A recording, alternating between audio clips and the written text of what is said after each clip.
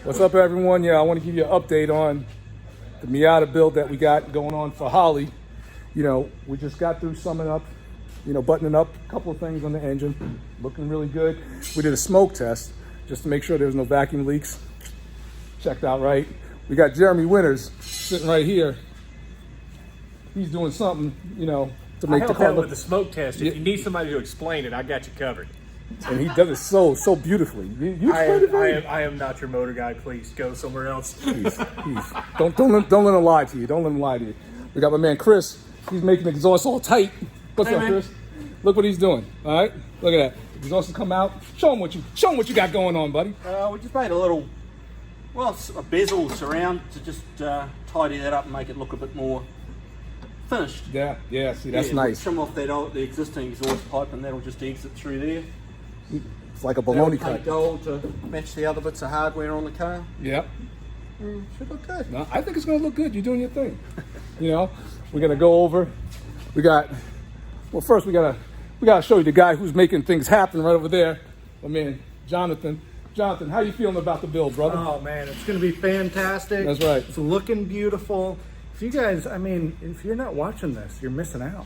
You gotta listen to this guy. He drives a Bronco. What year? 75. And he's gonna build up them? 74. That's what's up. Now we gotta go to the fearless leader, Kevin Tetz. All right. Yes. How are you feeling about the build so far? I feel so good that if I felt any better, I'd have to be two guys. And he means it. No, this is awesome. He means it. We get Terry, we get Jeremy, we get Chris, and Jonathan's, and Jonathan, he's holding the camera, but he's a good wrench too. Oh, He's yes. Nashville Early Bronco, he's full of good tech stuff, and, he's good hands to have around. I've worked around a lot of shooters over the years, and some of them are clueless in automotive. It's nothing against them, but Jonathan is not that guy. No, he's not the guy. He drives a Bronco. You know what? We're going to step out and we're going to look at his Bronco. We're going to step out and look at his Bronco, what he rolls up in every day. Hold on a second. All right. Woo. All right, check this out. Look at this. Look at my man's Bronco. This is an everyday vehicle. How cool is this? He's going to let me drive it. He doesn't know it yet, but he's going to let me drive it. All right, check it out. All done up nice. Got the patina going. And he's going to build a 74. He says this is a 75. He's going to build a 74. They pretty much look the same. And he says that he's going to make that one a little bit more presentable. All right, check it out. Well, I didn't know that. Oh, so he must have went to eBay or something like that and got a back seat. So he got a seat for this. But this is his everyday vehicle.